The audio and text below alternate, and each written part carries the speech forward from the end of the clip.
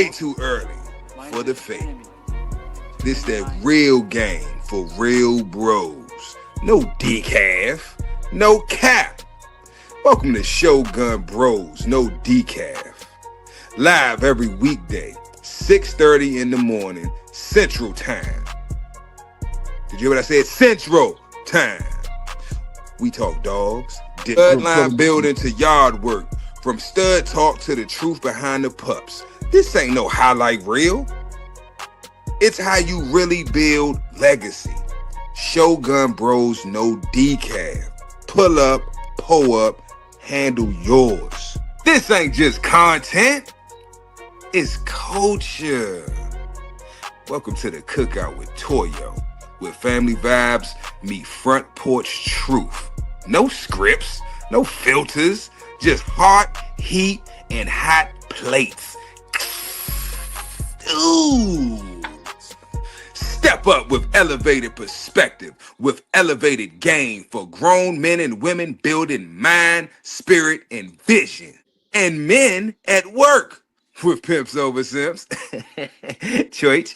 Real convos, no cap, all purpose for the men behind the mission. 3 shows, 1 network, all gas, no decaf. Put no creamer in my man. Look, Shogun Unlimited, man. Press play and get man. Come on, press play, press play. Yes, sir. Yes, sir. We in here on a Tuesday.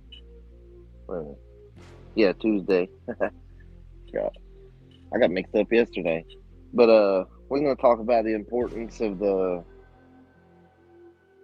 OFRN, Colby, Carver, Tudor, Heinzel, and Henry dogs. The relevancy do they have to the foundation of our breed?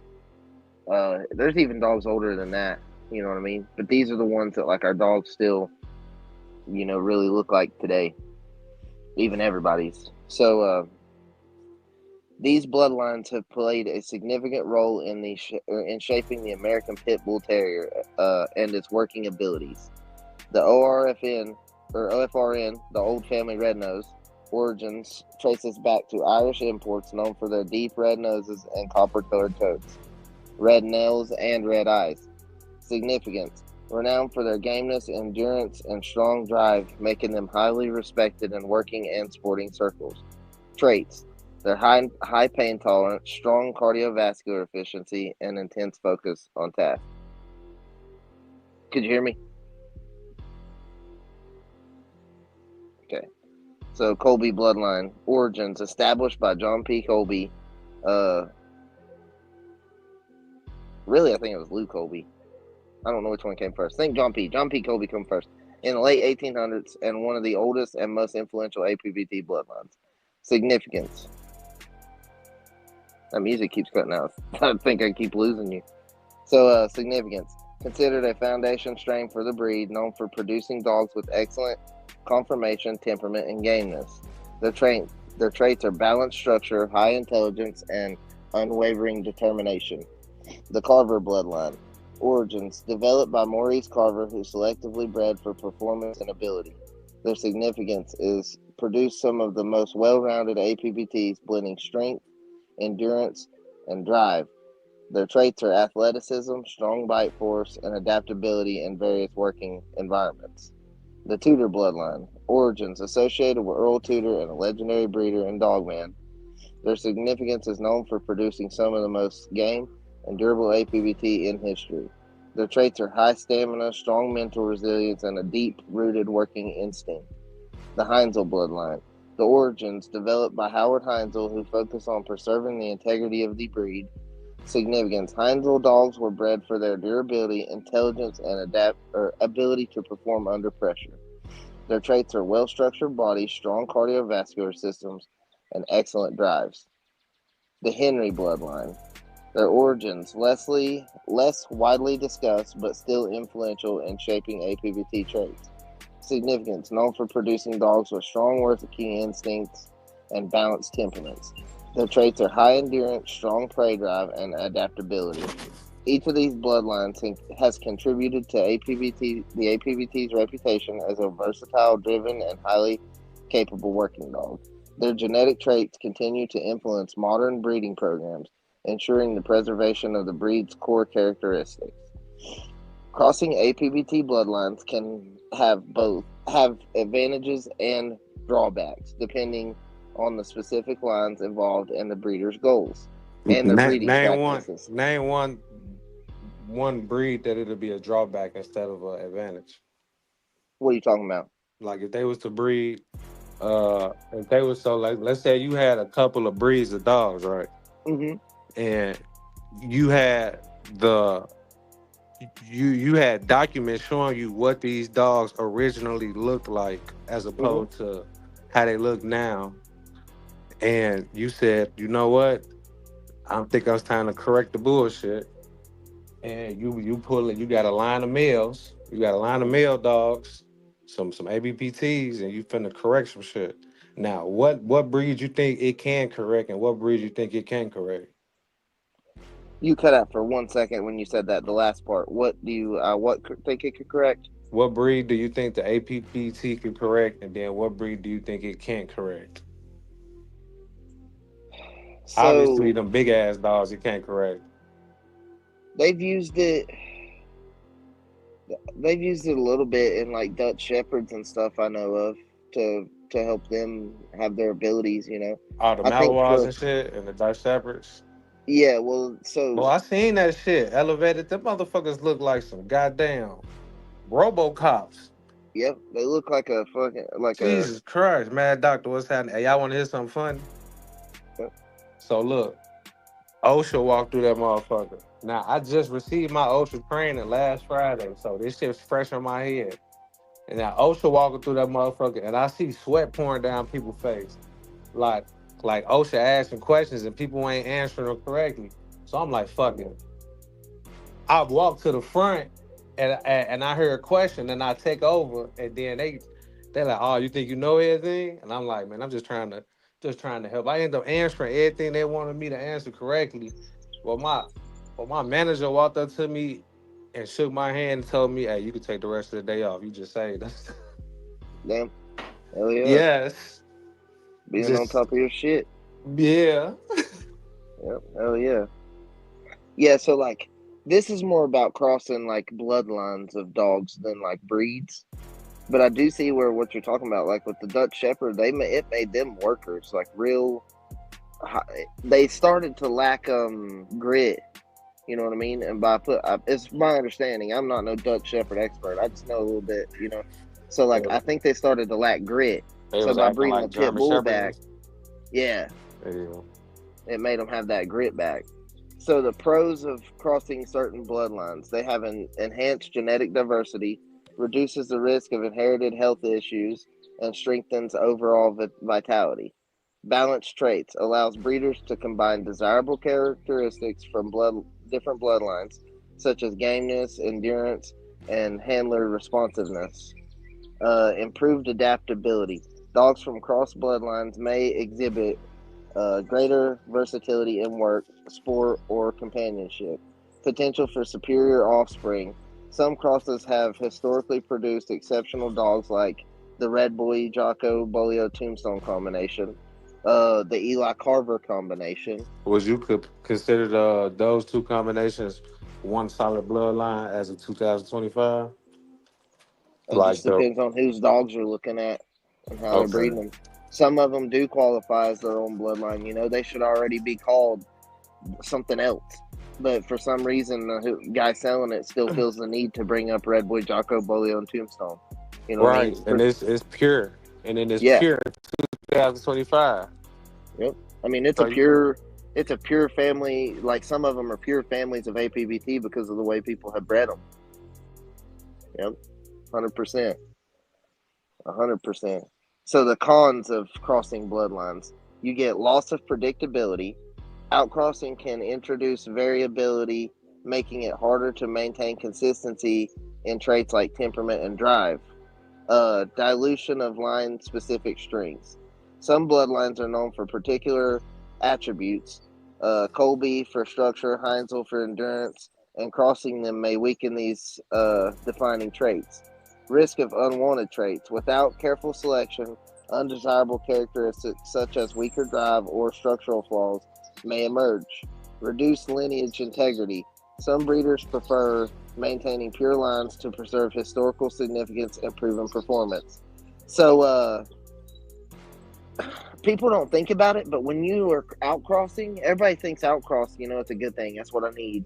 Sometimes it can cause you problems. You know what I mean? If the dog that you're outcrossing to or the family you're outcrossing to has underlying health issues that you don't even know nothing about, Yeah, that could cause big problems. You know what I mean? So yeah, because genetic. the Yep. person with the same dogs without the fucking, it's crazy because like you just said, them bloodlines can have some bad shit, some bad mojo, Hmm. and you crossing Yep. that over, but Yep. then you'll still have outsiders looking like it's scatterbred. But that ain't the worst thing to look at. You should be looking at the characteristics of it. But that's a whole nother story. I'm Yep. high. Yep. Um, So yeah. One thing people always are caught up on is, oh man, he's got an underbite. His legs are funny. Like, I do understand that, but like, honestly, it's the ones that I don't see some of that stuff out of ever. You know what I mean? Like, that I kind of start to like wonder, like, what are the problems? If it's not physical problems, what are the other problems that I'm not seeing? You know what I mean? Uh, like breathing issues, a heart issue, liver and kidney problems, any of that type of stuff. That can come from breeding. You know what I mean? You can cause that with their genes. So, genetic diversity plays a crucial role in the health and adaptability of populations, whether in animals, plants, or humans. Here's the pros on genetic diversity. So, greater diseases, resistance, and diverse genetic pools make populations less vulnerable to widespread diseases and outbreaks. Improved adaptability. Organisms with varied genetics are more likely to survive and thrive in changing environments. Enhanced performance. In animals, including APVTs, genetic diversity can lead to stronger immune systems, better cardiovascular endurance, and increased resilience. So, reduced inbreeding risk. Higher diversity lowers the chances of inheriting genetic disorders or detrimental traits caused by inbreeding. Uh, yeah, and it all depends on like these families of dogs, right? Like these ones I just brought up, Colby, Heinzel, Tudor, them. They each had a breeding practice that was different. Some were able to inbreed real tight and still get phenomenal dogs, and then some were not. So it just depends on sometimes the blood that you have, how you need to take it forward. You know, and not even sometimes the blood. Sometimes you'll see a family over here of the same dogs, but it don't have no issues. But then a family over here, it has maybe like breathing issues or something, and that's really weird. Like, and they don't That's even know why. that's weird. Yep, they don't even know why. I know of guys that has two different yards, but they have issues in between them that are different, and I'm like, huh. So it's just, I mean, some of it could be handler or some of in their environment. So evolutionary advantage. Populations with genetic variation are better equipped to evolve and survive over time. The cons of genetic diversity. You get loss of predictability. Uh, in selective breeding, excessive genetic diversity can make traits less consistent, complicating efforts to maintain specific characteristics. Potential dilution of desired traits. In controlled breeding programs, too much diversity can weaken certain traits like athletic ability or temperament. So, crossing it too much, the same way as you go inbreeding can ruin it, the same way as outcrossing too much can cause the same thing. How many outcrosses in a row before you have a staff acting looking type dog? Best way to put it. Uh, Maybe not built like that, but they act just like them, like a true, like a, I don't know. I can't even hey, give a good example. I know of a scatterbred dog Hmm. that I used to follow back on my days on the Facebook groups. Hmm. The dog name was Pennywise or something like Okay. that, Pennywise. And that motherfucker was scatterbred, but that motherfucker was built beautifully. And then he started breeding it. And then what I noticed, uh, he just went and bred it back to each and every bloodline individually. So it might have had five bloodlines in it. It'll, Yeah. it'll breed it back to the Boudreaux side, it'll breed it back to the Boomer side. It'll breed it back to the craft side. It kept Yep. doing that, and I think he might have a whole shit. Ain't no telling how many dogs he got off of that one female doing them breeding the motherfuckers back. So Hmm. let's say you do got five bloodlines in one dog, and then you breed it to the so it's just a two and three, a two and Yep. four, and each dog differently. Yep. It makes your line, if you keep them and shit, it makes your family of dogs a lot more related than an outsider would see them. You know what I mean? An outsider Mm. wouldn't realize, if you just showed them their pedigree, they wouldn't realize how closely bred they are, even though they were outcross. You know what I mean? Because once you go to breeding to each one of them, and you take the offspring back to each other and stuff, I mean, they're all are going to share like factors.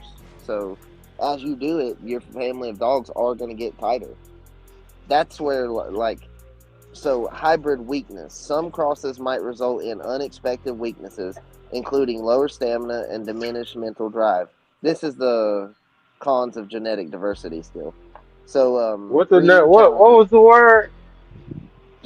Genetic diversity, the hybrid Nah, the weakness. hybrid weakness. Yeah, some crosses might result in unexpected weaknesses, including lower stamina or diminished mental drive. That's when it's too much. You know what I mean? So, breeding challenges. Managing genetic diversity in a structured way takes expertise, especially when balancing health, temperament, and performance. For APBTs and other working breeds, striking the right balance between diversity and consistency is key. Too much homogeneity can lead to genetic bottlenecks, but too much variation can dilute foundational traits. The question isn't just more or less diversity, it's about thoughtful selection for the best outcomes through breeding practices. So, genetic bottlenecking occurs when a population experiences a drastic reduction in size, leading to a loss of genetic diversity. This can happen due to natural disasters, disease outbreaks, human intervention, or selective breeding. The pros of genetic bottlenecking: fixation of desired traits in selective breeding. Bottlenecking can concentrate specific characteristics like physical traits or temperament, making them more predictable in future generations. Reduced harmful variance. In some cases, bottlenecking can eliminate uh, deleterious alleles, leading to a healthier, more uniform population. Uh, Adaptation to specific environments. When a species experiences a genetic bottleneck due to environmental pressures, survivors may be more suited to those conditions, strengthening their ability to thrive. Uh, Cons of genetic bottlenecking. So, loss of genetic diversity, reduced gene pool limits adaptability, making the population more vulnerable to diseases, environmental changes, and genetic defects. So, the increased risk of inbreeding with fewer genetic variations, harmful recessive traits can become more common, leading to health complications. Yeah, so basically, like looking at the COI, which is a coefficient of inheritancy, can tell you how inbred your dogs are. So that can tell you where you need to go next.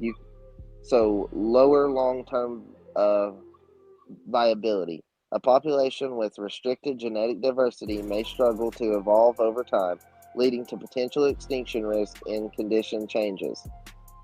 Yep. So, in the context of APBT breeding, managing genetic bottlenecks is crucial to maintain a balance between preserving historical bloodlines and preventing health risks. If you're thinking, uh, if you're thinking about how this You know applies to what'd be specific decent bloodlines, yeah, if you was to start breaking down people's future breeds because you've been breeding for a long time. It ain't like yeah, you. It ain't like you know what I'm saying, JJ and Ray Ray up the street with the blue bullies. And then everybody think they pit bulls or some shit like that. Nah, elevated. You've been breeding for a long time. So if you were to make add another part to your channel where you was breaking down people future breedings and you like, okay, all right, you telling people like, all right, you inbred up top, then you got your yep, crosses down at the bottom. You can go ahead and breed to something else pure, or you know what I'm saying, or tell them like, ah, you got too much of it. You know, you could do that, yep, and I don't see why your opinion wouldn't hold no weight, seeing as long as you've been breeding dogs. I appreciate that. So So by me doing this, honestly, I'm gonna break down some of our historical dogs first, and then if people want to send me their pedigrees, we can break them down on here. You know what I mean? The breeding practices over the 6 generations. Like I can show you how to read a pedigree based on its quarterly genetics. You know what I mean? A quarter this, quarter that. You know, you go to the 3rd generation and break it down. Like I plan on doing that with some of the like really famous dogs and comparing them and like showing the similarities and some like. There's a lot of legends, right, that we know of that like their pedigrees are damn near identical. You know what I mean? Just a little bit mixed up. They're all legends. Like they're bred on. You know what I mean? So like I am going to break that down a little bit. Probably on. I might go into it on the next episode. It might be the next one. So we'll see. right. I'm and then like say maybe on Fridays people can send us some peds and I'll break down 2 or 3 peds. That way we don't get stretched along too far. So all right, so we're gonna break down line breeding a little bit.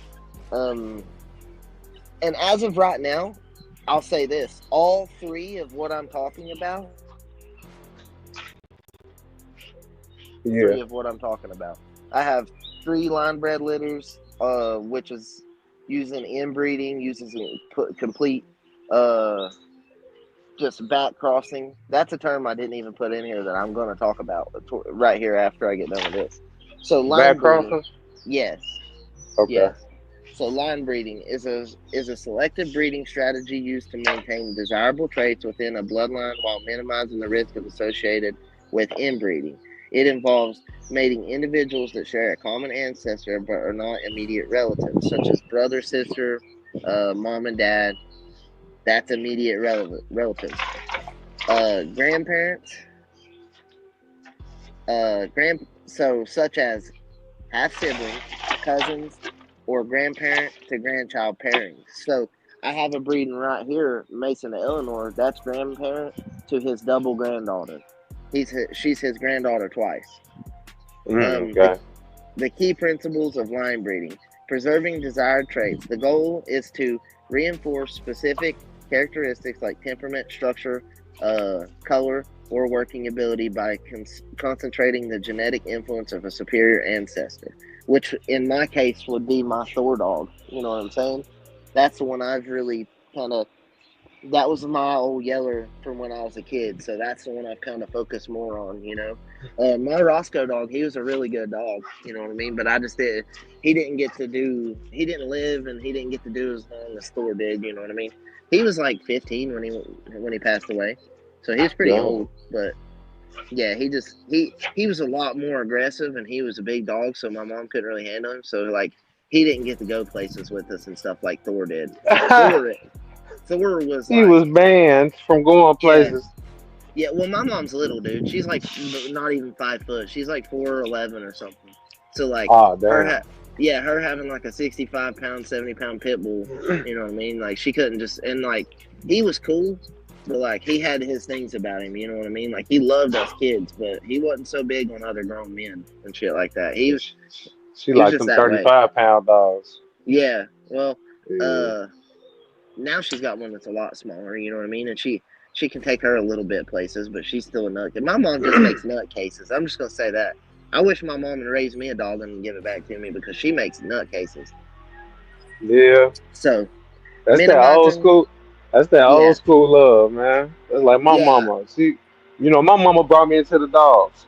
My yeah. mama brought me the first. She wasn't breeding dogs like y'all was, but she brought me my first bulldog. I was like 13. What year you think that was? That was 2002. It don't matter if you were breeding or not. You were dealing with some real dogs back then. Hell You know what I yeah, mean? So some fucking big ass brindle monsters. yep. And it don't even, you know what I mean? Hell, y'all. That makes it I like we've had dogs the same amount of time. Pretty Junior much. year of high school, my first time tasting what it feel like for the animal control to come take your dog because it just killed somebody else's dog. Either Yeah, that or go to court. So I learned yeah, that at a young age. I was like, that shit ain't fun. That ain't some shit I want to be acting like that's some shit to yep, brag about or some shit. yep. That's why See, that kind of, I learned that the same way, right? Whenever my Dixie and Panic dogs got into it and hurt each other real bad, and she had to like stay at the vet for like a week, and then she had to come and live in our house for like 3 months. We almost lost her. You know what I mean? So like, it kind of gave me a bad taste for that type of shit at a young age. I was like, nah, like I understand what they can do, but that was too damn much. You know what I mean? Like just seeing that as a kid, I was like, wow. Like the fact that they'll do that to each other, it blew my fucking mind. Cause like I'd play in the bed with her, I'd spend, you know what I mean? Like I love on these dogs. I play in their chains when I was a kid, and then like I see that, and I'm like, holy shit! Like if they wanted You to know hurt me, what? they could have. You know what me and my cousin used to get in trouble doing in the backyard when my uncle would come over and with my cousin. My mama yell out there, I come out through the back door. So I be bumping them damn dogs' head together. That's I Yeah, promise you, bro. We was from little ignorant ass, evil little motherfuckers, bro. Yeah. Them yeah, dogs ain't making no better. yep. So, minimizing genetic defects. While line breeding increases genetic consistency, excessive use can lead to a loss of genetic diversity, increasing the risk of hereditary disorders. Uh, yeah, they can, like, that is one thing, like, when you're breeding and inbreeding and you're starting to, like, because so genetic good term, you know what I'm saying? You could say it as in it's a good term, as in like I'm bottlenecking my genes to a certain point, and then I'm gonna do you know what I need to do. But then there's also a point where you realize you're genetically bottlenecked after the fact, and you're like, well, what the hell do I do next? So those are two sides of using that term, good and bad. You know what I mean? So the coefficient of inbreeding or inheritancy, COI. Breeders calculate COI to measure genetic similarity between males. A lower COI helps maintain genetic health while still reinforcing desired traits. So, strategic outcrossing. Occasionally introducing unrelated genetics can help maintain vigor and reduce the likelihood of inbreeding depression. The advantages of line breeding. Predictability. Produces offspring with more consistent traits. Strengthening bloodlines. Helps preserve the qualities of exceptional ancestors. Improved performance. Often used in working breeds to maintain drive, stamina, and intelligence. Yeah, so like they line breed other breeds of dogs too. You know what I mean? We're not the only ones to line breed. Now we're really the only ones to do inbreeding to the extent that we do that. You know, because we'll do it a little further than most people will. But other breeds, they line breed the shit out of them dogs, half brother, cousins. You know what I mean? So potential risk: reduced genetic diversity can lead to weakened immune systems. You know, and lower fertility. Expression of recessive traits increases the likelihood of genetic disorders, diminish longevity. Excessive line breeding can shorten lifespan due to uh, accumulated genetic weaknesses. Comparison to inbreeding. Line breeding is a controlled form of inbreeding, but it differs in that it avoids direct parent, offspring, or full sibling pairings. Inbreeding amplifies both positive and negative traits more intensely, whereas line breeding aims for a balance between consistency and genetic health. Uh, yeah, so like when we like these dogs off of Kaiser to Harley, man, they're all awesome. Like they really are. To me, they're all fucking awesome. As far as the way they're healthy, they act. You know, they can work. So it's cool as shit to watch them dogs. So they got like a No, they got like a pure they got like a pure side, and then they got like a did you is any of your outcrossing them like it further in the back where you brought the pure side back in? so so I have not outcrossed my Mason to Medusa stuff yet, specifically, but I've outcrossed Mason to where I can have like half siblings to take back to my heavy bred Mason stuff, my Mason and Medusa Okay, stuff. okay. That's Hell yeah. that's the whole point in like me breeding Mason to Dirty Girl. See, this is what I did. This is called line breeding too, but a different form, right? So I took Mason to Dirty Girl, and then recently I just had pups off of Jarvis, which is off of Mason and Medusa, to Dirty Girl. So I bred dad and son back to the same bitch, which is my outcross. So it's Mm. going to be an out, but by adding my Mason and Medusa to my Dirty Girl stuff, when I take it back, it'll already have a little bit of my Mason and Medusa in it, so I won't lose that because it'll be on top and bottom. That's how you Right. can lock in traits, keeping certain traits on top and bottom. So key concepts of inbreeding: homozygosity increase. Uh, Inbreeding leads to a higher probability of offspring inheriting identical alleles from both parents. This can fix desired traits, but also expose harmful recessive genes. Yeah, because just because they share um, identical alleles, one of Just them because they alleles. game don't mean they ain't dumb. Yeah. Well, like one of them alleles that they say two dogs share exactly the same alleles. One might have the variation with a genetic disorder and one might not. They both might not. You breed them in the future, you might see that pop back out. Especially if you took them two brothers and bred them to bitches and then, you know. So, another thing I'm going to do, right? So, I bred Mason to Eleanor, and I bred Jarvis to Mercy, and they're sisters, and their grandkids off of Mason, granddaughters off of Mason, and Jarvis is their uncle. So I'm gonna flip flop it. I'm gonna breed Jarvis to Eleanor and Mason to Mercy next. You know what I mean? Those are my two, as of right now. Those are my two main studs because Judge, he already has threw a litter right now.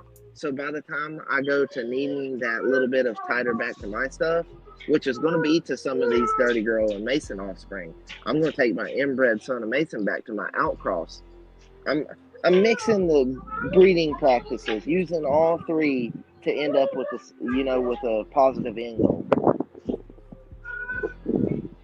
True. Hell So, yeah, him. yep. So, inbreeding depression. A major downside is reduced biological fitness, including lower fertility, weaker immune systems, and increased susceptibility to genetic disorders. Yeah, so like when you start seeing things, Um,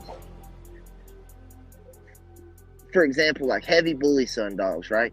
If you don't see that funny leg, that certain leg structure and build, roach back, like and stuff, a lot of times the ones that don't have that can have like other disorders. You know what I mean? If they're really tight on bully son, even if you can look into it, Tom will tell you there were certain reasons he didn't go tight on his spike stuff. So, purging of deleterious alleles. Over generations, harmful recessive traits can be Hold eliminated on, through wait, selective breeding. elevator. You ain't hold Yeah. on too fast. I noticed that a lot of them historical dogs you only seen spike one time. Hmm. Yeah. Yeah, because I mean, if they put him in there too many times, like Mason's got spike in him, you know what I'm saying?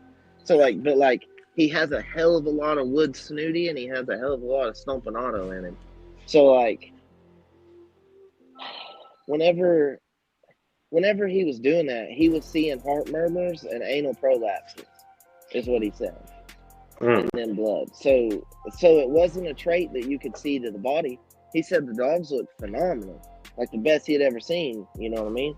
But then 4 months down the road, they have an anal prolapse, a vaginal prolapse, stuff like that. They have tissue issues for some reason, like in their body. Uh, they can even have weak tracheas and some of that other stuff.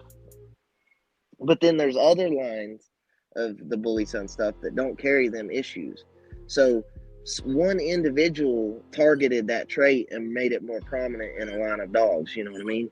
And I'll break down when I go into these pedigrees. I'll break down different bloodlines of dogs, like different families of dogs that have the spike blood in them, different severities. Some of them that's super tight, and some of them that you don't see it. And I think it's got to do with the individuals in the pedigree, where they're at, changing, factors. All the old guys will tell you, I mean, if they're 60, 70 plus, right, they'll tell you what individuals you use and where they're at in the pedigree is important. It's almost more important than knowing every word the piece of paper says. So, purging of deleterious alleles. Over generations, harmful recessive traits can be eliminated through selective breeding, but this requires careful management. Yeah, to try to delete and get rid of certain things, that takes like careful hands, to put, because Like you can get rid of things, but you got to know what practice which way you need to go to do that. And inbreeding, line breeding, or outcrossing. So Well, it's line so breeding, funny. huh? The before you got before you got your dogs, did you have a particular uh line of dogs that you fancy? Uh, so I was 2 years old when I got Thor, Oh, see, this shit ain't even fair, man. huh? This shit ain't fair, man. You was 2 years old with your first dog. Yeah, and we You put got him to sleep when I was 19. So he oh, lived, most of my growing up life with me. So I mean, he was there for all of it. Every childhood memory I can think of, Thor was standing there. That's why, like, sometimes I take this shit to my chest. You know what I'm saying? Like, this ain't some fucking dog I bought. People's talking about this is shit. This is my, you know what I mean? This is my family. That when certain things get brought up, like that's my family, bro. That ain't just a fucking dog I bought. I'm not like that. And I don't know. Like I was 2 when we got Thor, and I was about 3.5 when we like I was already about to turn 3-ish almost. Like I was probably like 6 months away from being 3. I got a picture that tells the dates exactly. And I remember the day we went and got Thor. I was that young, and I remember the day. I remember what car. I remember it was dusky. You know what I'm saying? I remember where I was sitting in the car. I remember all that shit, and I was only 2 years old. And like, cause I described it to my mom one time, and she was like, "You remember that?" I was like, "Yeah, like I remember it to a T." So, for people to say, "Oh, you as a kid, you don't remember some of this stuff," yeah, I beg to differ, bro. I beg to differ. man, I So, remember when I was like 5, mhm, and no, I was 5, and I was in Oakland, California. This is because I was born in Cali. This is before they okay, said, "Fuck it, we gonna go back to Chicago." So I remember in the, them little kid, them big ass water bazooka backpacks that you yeah, like a backpack tank, and then you got the water gun. I yep. remember my mama buying me one of them, and I remember them Oakland kids a little different now. They ain't too nice. So I'm like, I remember me. It was like an old western movie. Like the dust was blowing. You damn near seen the tumbleweed go by. I seen them kids. I got the spraying they motherfucking ass down. Yep. Yeah, that's my oldest memory as a child. Interesting. In I think I Oakland, might need bro. some counseling. Well, shit, I didn't know you was born in Cali. That's cool. I was born on the Marine base in Fairfield. Okay. Oh yeah. Yeah, I was a Marine baby. Don't tell Interesting. going hard. No, please don't tell going hard. So, line breeding versus close inbreeding. Line breeding is a milder form of inbreeding, which people don't think about it that way. All you're doing is mixing the same ancestors. You're bottlenecking your genes to a certain extent, you know what I mean? But not over bottlenecking too fast. So, is a form of inbreeding that maintains genetic similarity to a superior ancestor while avoiding extreme genetic bottlenecks.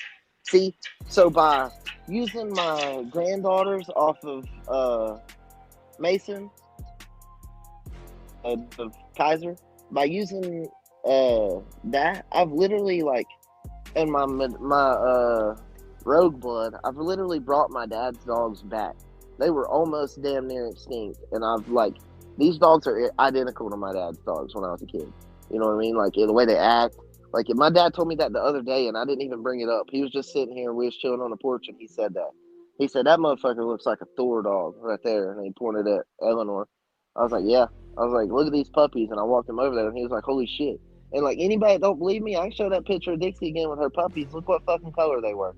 They were black and white and black, and they were exactly like what I got off of these two bitches right here. Identical. It literally looks like a pile of Dixie puppies laying there. And one of the bitches, I'll just say this. I bred Jarvis to Mercy. He's a brindle buck he's like a he's a brindle dog, but the buckskin you can see it like a lot on him. Versus you know how like some brindle dogs are brown or dark brown. He's more like buckskin, and I bred him to Mercy, which is a red dog, and I got a litter of nothing but black and white. For the haters, I'll just say that much. So, hybrid vigor, heterosis, crossbreeding between genetically distinct lines can restore lost vitality and improve overall health. And especially if you go to like two lines, like say you get an old family red nose bitch, right? And you want them, you want to keep it going a little bit. You wouldn't breed it to a Chinaman dog necessarily. You'd want to go more like red boy lines, or like maybe even the Patrick Soil stuff or Sorrel stuff. You know what I mean? To keep it the way it is, kind of. You're gonna get a little different, but it'll be more like than say like going to something completely different. So outcrossing is a fundamental breeding strategy used to introduce genetic diversity, reduce the risk of inherited disorders, and potentially enhance desired traits. Like Dirty Girl. Like, I love Dirty Girl, right? Her traits, the way she acts. Like, if I get a little more of that, you know what I mean? That's fine with me because she's phenomenal and the dogs off of her are great. So, like, I'm perfectly happy, you know what I mean, getting that. 100%. So, definition and purpose. So, outcrossing refers to breeding two dogs that are genetically less related than what would be found in line breeding or inbreeding. Typically, this involves pairing individuals from different bloodlines or distinct genetic backgrounds within the same breed. Yep. The goal is to increase genetic diversity, reduce the likelihood of inherited defects linked to excessive homozygosity, introduce new desired traits, and reinforce existing ones. So all of those within a family like of outcrossing, you can see every bit of that. In certain individuals, you'll see them hold the genes of their ancestors, and some of them you'll see you get new. It seems like it's making new genes. Like when I bred Mason to Sissy, I got dogs that are like neither one of them. So it crossing them, it made me get, you know what I mean? It made me get a dog of its own versus like a cross between two dogs. It made something totally unique to its own. So, however, outcrossing does not necessarily mean breeding completely unrelated dogs. It should be structured carefully to maintain core traits. So, like outcrossing back in the day, that's what I'm talking about. By me, like my outcross is Mason to Dirty Girl, and I've already done his son back to her. So, some of them will be complete unrelated, you know what I mean? And others will be half related to my Mason stuff. It just depends on what I need at that point. So, genetic impact outcrossing introduces homozygosity, meaning a greater variety of genetic material. Some key genetic principles offered include heterosis, which is hybrid vigor. In some cases, outcrossing can enhance physical robustness, fertility, and longevity. Genetic recombination. Traits may shuffle unpredictably, leading to both improvements and losses. That's what I was just talking about. You might get some traits that are this family, and some traits that are this family, and some traits that are both or neither. You know what I mean? Like that are not like either of the individuals you've seen. By crossing their two alleles and them getting alleles from each parent, it makes something unique, which can happen. Not unique like old green dogs, you know, but just unique as in like as an individual. They might have a different face look. They might have a different color markings that you ain't never seen in your family of dogs. So it can change that. Dilution of lineage traits. Excessive outcrossing can weaken signature attributes of a bloodline, requiring careful selection. Yeah, so if you weaken them traits, to move forward, you got to take them back to a dog that carries them traits heavily and throws them traits. The guy that did own Lester, or Jarvis Lester, he's my dad's good friend. He made a comment like almost 3 years ago when Jarvis was barely a year old. Oh, he'll be a stud when Mason, is gone and stuff. And I was kind of like, well, we won't know until we breed him. I won't know what he can produce. I'm not just gonna say, hell, this dog's a producer without checking him first. You know what I mean? So I have literally bred Jarvis to the sister of a bitch I bred Mason to, and I bred Jarvis to Dirty Girl. So I've tested him with two dogs. I bred Mason to them at the same time. I have the litters. They look identical except for one's huge and one's just born. But other than that, and then like Dirty Girl, when I bred Jarvis or Mason to Dirty Girl, I got 6 buckskins and a brindle. When I bred Jarvis to Dirty Girl, I got 4 buckskins and 2 brindles. You know what I'm saying?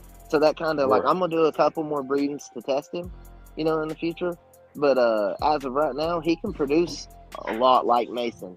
Even though if you look at him, he ain't the colored like Mason. He's built like Mason, but other than that, he ain't colored like Mason, so he can throw just like him. His color difference don't change very much. But like I say, Mason's a buckskin dog, and Jarvis is a buckskin brindle dog. So this is why breeders must assess coefficient of inbreeding to balance diversity with stability. The Yeah. advantages: health benefits, reduce risk of genetic disorders, structured corrections, can correct weaknesses like poor bone structure or cardiovascular issues. Yeah, like dogs knuckling over with like and all that stuff. Any of that. The shape of their rear legs. Like if you're looking at your dog and your dog's rear feet point east and west, that's what they call easty westy. You know what I mean? Ooh, I ain't When you never hear had like one of them. yeah. So I mean, I've seen them. It ain't a big deal. It's a very The dog easily, still, the dog still be goddamn it, Macho Randy Savage. This is yeah. just It'll people still up be there a gangster born. motherfucker. And like some things people need to take into consideration. You know how like when you take them to a dog show, they stand up real proud and stuff, and Yeah. like what they call it a stacking. So Oh like yeah, stacking. yeah. Ooh. Yeah, okay. So some dogs are built, their muscles and structure and angulation is built to stack. Other dogs are built to be in a squatted position, like with their front lower, like they're going at something. You know what I mean? Some dogs are just literally built like that. Like like my Chinaman dog, it looked like she was built to go like have a hold of something, versus to be standing there looking good. I'll say that. Hmm. So enhancing working ability by outcrossing, like they can want to work a little more. Uh, they could also not want to work more. So it's kind of two flip sides to it. When done carefully, outcrossing can reinforce desirable performance traits such as gameness and handler engagement.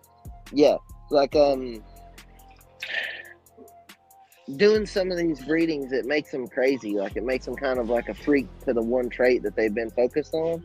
So by taking an outcross in, you know what I mean, it kind of dulls that back a little bit. It'll make them where you can handle them. They won't redirect, and some bloodlines just redirect. That's just a thing. So certain bloodlines don't. Hell, I've been bit in the show ring, not by my dog. I was handling one for somebody, and that motherfucker grabbed a hold of my shirt, and like I mean, he was going nuts at another dog. Like it just is. He's a nutcase, anyways. He's a heavy bred Hickson dog. So Hickson and chemo. So and I love the dog. It don't make me not like him anymore just because he bit my shirt. You know what I mean? But like he was going at the dog.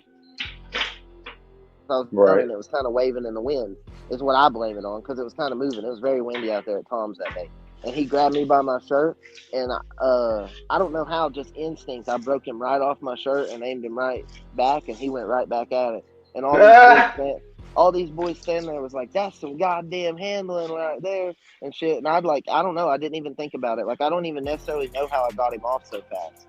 Like just it just was a reaction, bam, and he was back on it. So like I've seen redirecting firsthand, in the show ring.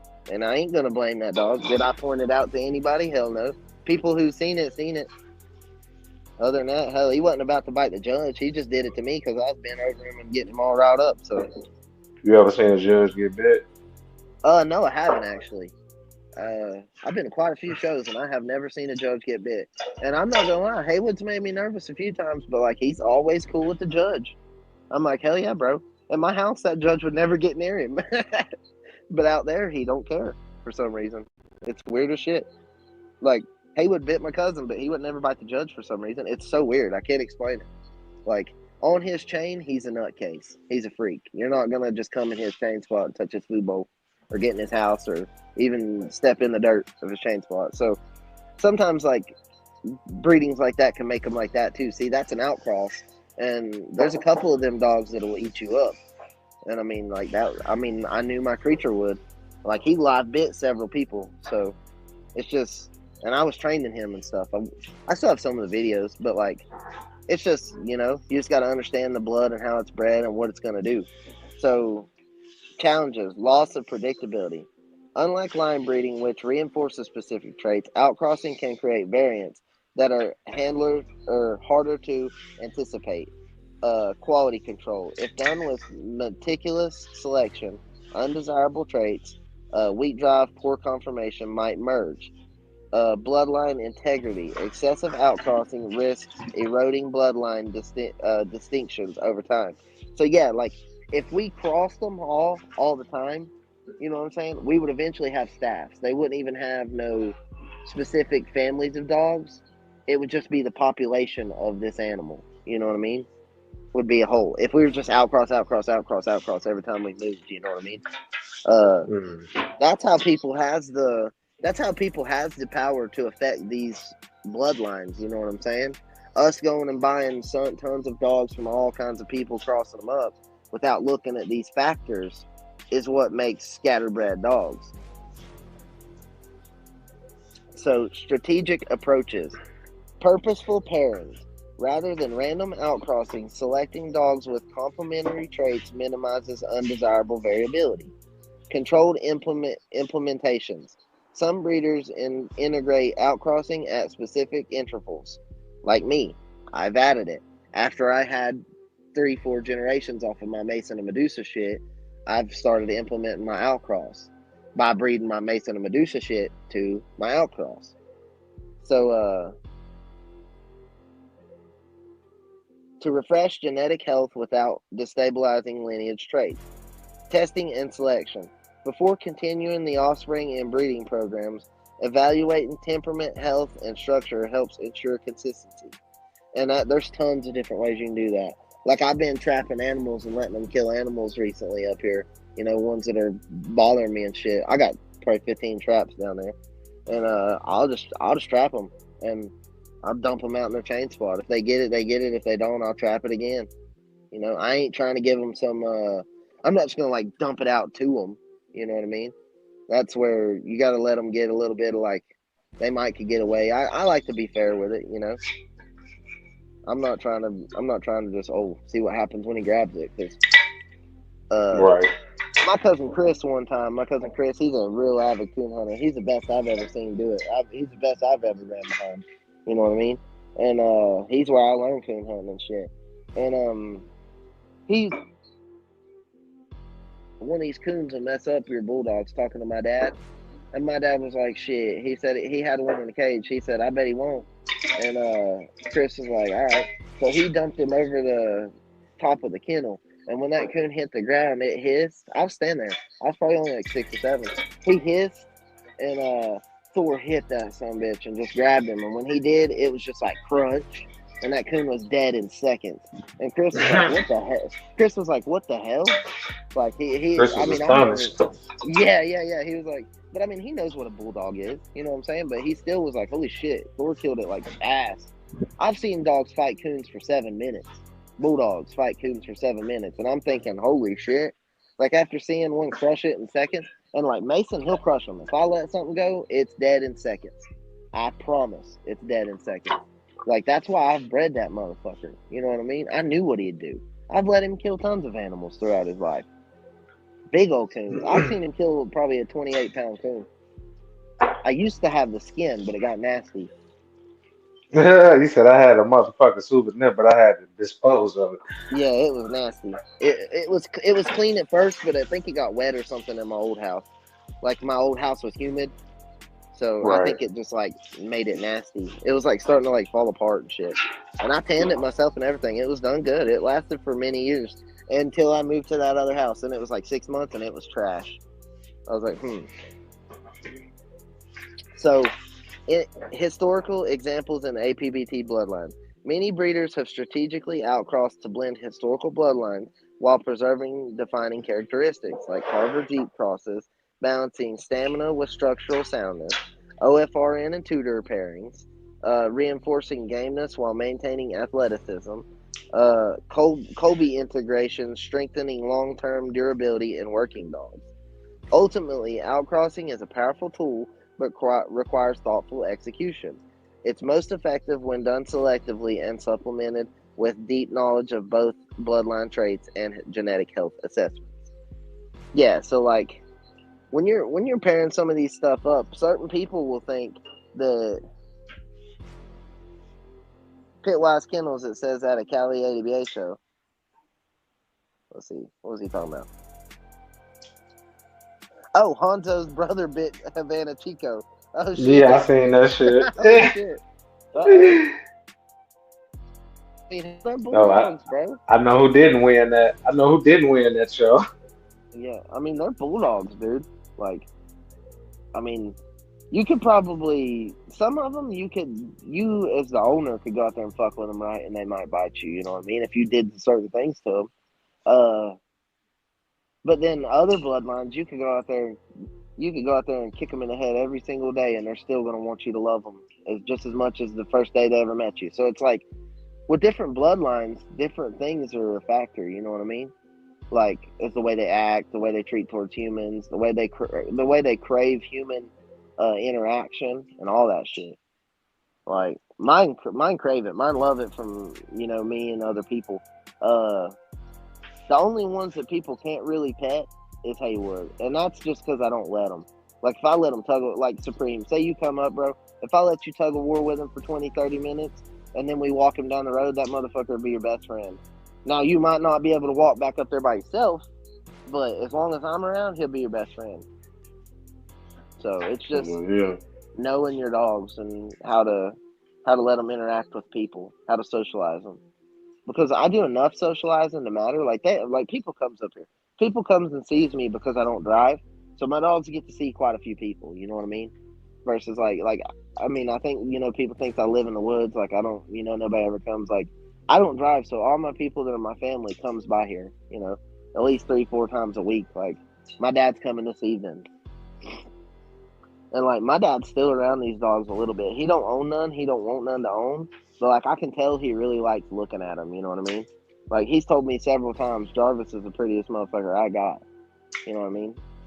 So like, and I know he's a pretty motherfucker in person. That dog, like pictures don't do Jarvis justice. He's wild in the sun. He's pretty. And like I didn't even own him. Told Lester, that's the prettiest dog I've ever made as far as all around. Mm-hmm. So like I didn't even have like no reason to really tell him that. I didn't know I'd ever get Jarvis back. So I'm pretty thankful to get him back. And like my buddy Lester said, he said, with me, he was just my pet. Up there, he's like making his mark. And I'm like, yeah, to an extent, he definitely is. Has he thrown himself yet? No. I actually got a dog that's more like him off of Judge to Vixen, which is his inbred nephew back to his sister. Jarvis's sister. Okay. Jarvis's inbred nephew back to Jarvis's sister. And I got a little puppy that's going to Jay Gone Missing in Kentucky that looks just like Jarvis. But out of the 2 breeders I did with Jarvis, I didn't get one that's identical to him. So it shows you like Jarvis, he's a brindle dog, but like the termite dogs don't throw that type of brindle. That's a result of me crossing the 2 bloodlines.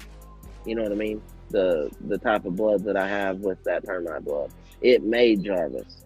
Whereas like it took me another breeding on tied individuals to even get another one. And like out of his litter, there was only one like him. And then I got a black brindle, which is typical of the termite stuff, which is Rogue. And that's Judge's mama. Like, I know it gets confusing when I explain it to people because people come up here and I'll go to tell it because they'll ask me and I go telling them and they're just like it's almost like their brain can't even wrap around it. Yeah, some people would just be sitting there with their mouth open. Yeah, like they don't even know that people can breed to this extent, make animals to this extent. They don't know that exists. Because like most people would say, oh, one person gets a dog, and they breed it, and then somebody else gets that dog and they take it and breed it, like you said. Bubba up the road with the damn blue, the blue knockoffs and shit. That's how they do it. Yeah, They I just, swear. yep, they ain't as picky. And I had a fella get a puppy off of one of my breedings that bred it. Like he bought her, I was supposed to get her back. That was the deal. And I told her I have the money to give it to you. You know what you paid for? I'm gonna give it back to you to get her back. You know, and all right. Well, like 4 or 5 days went by, and I was like, hey, where's she at? And they were like, oh, we decided to keep her. I was like, all right. So then my other buddy calls me and says, hey, man, this guy says he has a dog off of Mason. I was like, who is it? He told me his name. I said, he ain't got a fucking dog off of Mason that I know of. And I was like, Brindle dog. I said, send me a picture of it. And he sent me a picture of it. I said, no, that dog's off of Mason. I said, but he ain't supposed to have it. Like, he ain't supposed to have it. I was supposed to have that bitch. So the person went behind me and sold her for more than than she bought her for. Did went against her agreement, and I mean, I could took her to court for it. You know what I mean? Like, you can't do that shit to a breeder. And the breeder has all rights over anybody. I'll just say that. We've went to court and got dogs back, not off of my blood, but off of bullies that we made back in the day. They tried not paying on it and shit. No, they gave us the dog back. The judge said, bring the dog here before 5 o'clock and give it to him, and we got it back. And so like some of these things, like you can't, like I've seen dogs that come up under other names. Like you're not supposed to be able to take and buy a dog. Like say I buy one of your puppies, Supreme, right? Right. I'm not supposed to be able to throw the papers away and take and single register that dog again. Oh no, People, not yet. So people I can do seen that that. championship pass. Yeah, I seen that too. Yeah, that's sad. That sucks. You know what I mean? Like See, they it said he had happens to over the best of 100. them. They said he had over 150 offspring, so I can't be Damn. too sad. Yeah, damn. Hell yeah, he's made his mark. See, that's one thing I didn't know about. I was kind of wondering. That's pretty phenomenal. Put out 150 offspring. I'm telling you, I bred the shit out of Mason, and he's only got like 68 direct offspring, and then he's got How many grandkids? so he's got 29 grandkids. He's got 68 kids and 29 grandkids. That number probably a triple by nature. Hey, the grandkids, that's going to be easy to get up to a high number. It be Because seeming, like I it be said, seem, it be seeming like the great dogs are. You gonna have to wait till one of the grandkids come around. yep. You ever heard You the might saying get, 100 you grandkids might get don't a, knock Miller? you might get a great grandson off Mason, and it might be Mason all day, man. Uh-huh. So You I might do just have gotta one wait. that's a grandson off of Mason out here in this litter that's identical to him off of Judge to Vixen. So like Yeah, that breeding through ancestors. It looks like I got a little rogue, which is I'm keeping her. Her name I'm naming her Pepper. So I got a little rogue off of that Judge's you name it mama. a pepper, Yeah, because she looks like but Pepper. maybe. She's brindle. I had a German Shepherd named Pepper. Yeah, she brindle. And even my daughter, she said she looks like Pepper. I was like, all right, you solidified it. Yeah, SBC ship passed. Yeah, them. I don't know. Like, I don't know if anybody's ever listened to the story of Gary Hammonds with Park's son. He talks about how Park's son was sick, and they had a family cookout, and everybody was there. Kids were playing with him on the chain, shit like that, And he was having a good old time, but he he couldn't breathe for shit. Like he had a breathing problem for some reason. Well, I can't remember what the sickness was that he had, but either way, somebody in the comments might know.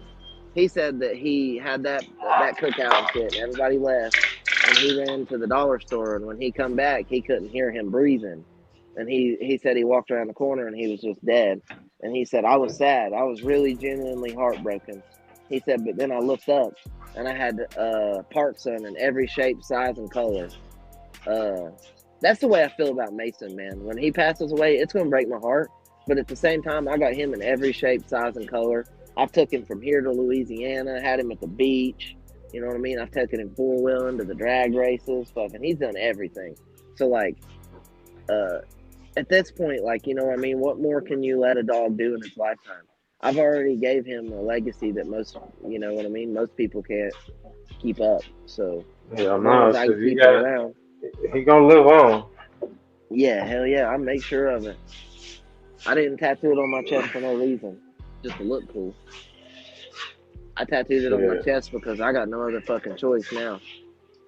Either make it badass and make it something, or wear a useless tattoo on your chest. That's the way I feel about it. That's why I did it. I told myself I wasn't gonna overbreed her, even though she already finna be fine. It's gonna be her first breed. Yep. I'm like, shit. I told myself, well, not. Let me take that statement back. I didn't tell myself. I seen with my own eyes that with the properly taking care of a female, she could be bred at 11 and give Yeah. you a whole living. You know what I'm saying? But I just, damn, the wind is my enemy today. I just ain't wanna overbreed her. You know what I'm saying? Yeah. And then once you got all them dogs like that, like your dedication is on king level because there's a lot of shit that you chose not to go do because you Right. stayed back and make sure them dogs are straight. Yep.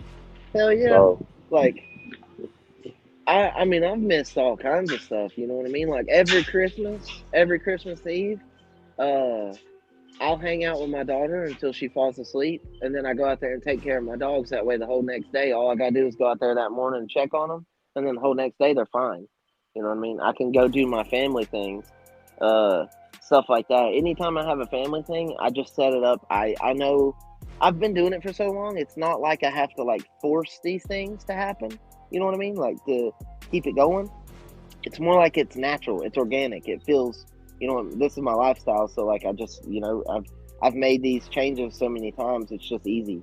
And I mean, like, I've missed family things for the dogs, and I've missed dog things for the family. And I'll tell you, like, there's certain things that I regret missing on both ends. So I mean, it takes sacrifice to make this happen. Uh, I've had two trucks I've been working on for years, but I've just slowly been doing it. You know what I mean? Um, I'm not as caught up on that as my dogs. When I hell when I die, my brother's gonna keep my truck going. You know what I mean? I ain't worried about that. So it's these dogs I'm worried about getting them set up to where somebody can keep them going. right, I just wanted my son to be a little bit old and a little bit more trustworthy. Yep. You know, definitely have the big boy safe with all the shit that kids ain't supposed to be looking for. But man, shit. Because my old lady, she gonna want to go out the country, go to France and shit. We missed Yep. this year's trip to France. I mean, last year's trip to France. No, it was this year. It was this year's trip to France. So shit, somebody gonna have to stay back and watch some damn dogs while we out the country. Yep. Yep. Shit. So my mom was talking about my sister's puppy day before yesterday, and to my brother, and they couldn't remember which one it was off of. And my daughter was in there playing with her toys, and she screamed, "Judge and Vixen!" And she about to be 7, right? So like, Right. my daughter knows which puppies they're talking about and how they're bred. So like, when people go to telling these kids, "You don't remember that," bullshit. My 6 years old can tell you which one's the parents of these dogs, who I bred them to. You know what I mean? Actually, the Jarvis to Mercy litter, me and Nova did that. Me and my daughter did that breeding. It was the first one she's ever seen done. You know what I mean? She was like asking all these questions. Uh, I have it on live, I believe. So it was just really cool, you know, to like introduce her to that side of it, because I was about the same age when I saw Thor and Dixie breed. I think they're second litter. Them dogs gonna cost $10,000. Your daughter keep that legacy going. Yep. Yep. Yep. It's just that's what I'm hoping for. Like, she don't have to have a yard like I have. You know what I mean? If she only owns one individual for a long time, that's fine with me. But like my mom, she owns one female dog. My sister, she's about to get this male. Uh, they did have a male off the Mason to Bella breeding. I have talked about that before, how it didn't work, how they had problems and stuff, and I didn't keep any of it. I didn't move forward with it. I I own absolutely nothing off of Bella that I intend on breeding anything. You know what I mean? And that's kind of what pissed me off. And I was trying to keep it controlled where nobody bred it. You know what I mean? I was gonna get her, fix her, and put her in a pet home. But then that person sells her to that dude, and he bred her the fucking day he got her. She was already in heat, and he bred her the day he got her. She didn't take, and I told him I hope she didn't take. Flat out, I said I hope that bitch don't take. Like, because there's problems with those dogs that you don't even know about, buddy, and you bred to them. And after I told him all that, he was kind of like, I was like, and he was like, I was like, we were friends on Facebook, and you didn't even think to message me and tell me you bought her before you bred him to her and ask me questions. Like, that's just like amateur as fuck, bro. Especially knowing that you could contact me. Easy as shit. I wouldn't have been mad at him. You know, I was mad at him the fact that he bred her without knowing anything about her. So I mean, Yeah. we You trying to be so like, sneaky. yeah, Go we behind have your back. control. We have control to a certain extent, but sometimes it gets out of our hands. Even Tom's talked about that. Like in his video recently, he said something about a dog. If y'all knew what happened to him, put it in the comments. You know what I mean? If he didn't even know where it went. So like, and hell, he made it. So sometimes, I mean, that's a thing. There's a few Mason dogs that I have no clue where they are now. I mean, I didn't never intend on adding them to, like, they're pets and stuff, but I didn't never intend on adding them to my breeding program. So, and it's been years, they're 4 or 5, so the guys quit. You know, after about 2 or 3 years old, they quit hitting you up with updates. It seems like they're just the pet home people. They're like, he's good, he's grown up. You know what I mean? So they ain't got to update him no more. And like to them, they don't physically change too much anymore after that age. You know, like, oh, look how big he's gotten and stuff like that. So that's why you'll end up losing track of them at an older age. Right. I mean, there's a lot of variables that people don't think about when it comes to these dogs. There really is. Like, and when you're actually living it and doing it, you'll see them. And you can't control it. You're going to deal with every fucking thing. That's like, my buddy for a while said, if animal control. He kept saying if. I said, no, when animal control shows up, not if. It's not that they're going to show up. You got like 13 dogs. They're going to fucking show up. And like, you don't do nothing illegal, so don't worry about it. Hell, you're good. Like, shit. So I mean, you like, got nothing to worry about, my friend. yeah. I mean, you ain't got nothing to worry about. Like, when you really do nothing illegal, we shouldn't be worrying. It's all these people that are worried on the internet, and I'm like, well, what makes you so damn worried for, buddy? Like, because I've had them here. They will not just come and take these fucking dogs for no reason. If you were actually taking care of them, they're not going to take them for no reason. If you got a yard full of scarred up bullshit that's fucking in shitty houses and not clean water, yeah, they're going to take them. Why? Because you're Yeah, all neglecting the them. factors stacked up on top of each other. Yeah. You might Yeah, get but away. You might get away with one factor. uh-huh. It's what 5, 6 different factors that if combined they'll take your shit, and Yep. you could get away if you just got. All right, you got one dog starter, but the house is immaculate. Water is clean as fuck. There's no shit nowhere. You got one who house is fucked up because he chews on it. Water is immaculate, no Yeah, scars they don't on them. care about that. Yeah. You feel me? Yep. But I've when had they them that come to live a your whole crib, farm. bro, and you got motherfucking 14 of them motherfuckers, and it's Crazy. all bad, all across the whole Monopoly board, nigga. Yeah. Man, Of course I they're ain't got going to no. take them. I don't feel sorry for you. Nah, me neither, really. Like, I don't know. My dad had the dogs on 15-foot chains. He had them set up exceptional. He hand built all their dog houses. I still have the roof off of one of them. It's a tin metal roof. I'm gonna use it on one of my dog but the actual wooden dog house just fell apart. Like he did all kinds of shit to make sure that they had everything they needed. And I picked it up from. Like, before I even knew about the internet and people being proud about their husbandry, I was proud about my fucking husbandry. I didn't know that was a thing until I got on the internet and saw people like showing that side off more. Right. So I'm like, hell yeah, you know what I mean? I didn't know I already did half of this shit that people were talking about. Like the fly sprays, bro. I was doing that before I ever even knew that was a thing. Because I know horse people suggested it to me. The fly spray that I mix up with apple cider vinegar, salt, a little bit of dish soap, and water, and it works. Said I so. mean, Said the goddamn flies be mad as hell. hmm it works. And like the wormers, like I was using the paste wormers like forever. You know, I've always used them on Mason. I've been using them for like 11 years now going on. In December, it'll be 11 years that I've started using them. So, and I've never had no issues. I have real good results out of it. Uh, I do alternate a little different now than I used to, but that's just, you know, living it. You grow, you learn a little different things. Uh, Testing shit. That's one thing I'm big on. I'll test shit. I just put my automatic feeders up yesterday, all of them. So I'm gonna see how it works.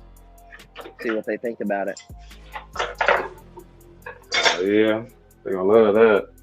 Yeah, I think they'll like it. Like Jarvis, he's got one, but he's not too big. That's what I can't stress enough. Like people think their dog's just gonna eat and eat and eat and eat and eat and eat and eat. It will for a day, and then about after a day, after it eats one time and it feels fat, like you just left Ryan's, the restaurant. You know what Ryan's is? Yeah, Yeah, it's a buffet. And once they feel like they just left that damn Ryan's buffet, they'll never eat that much again. They're like, damn, I feel like death now. so you So saying that there is not one single dog on this earth that will eat itself to death? I'd say, I mean, I'm sure you could find a food whore. Hell, I Not a mean, pit bull. Not it could be any dog. yeah, I'm sure you could find one. I mean, hell, we find humans that eat themselves to death. So Cause goddamn it, unfortunately, I'm taking care of one. It ain't mine, but yeah. this motherfucker, you wouldn't imagine how fat this damn dog was when I got up there. I saved his goddamn life. He was Saved going his in the life. early stages of pancreatitis from being so fat. Diabetic and everything.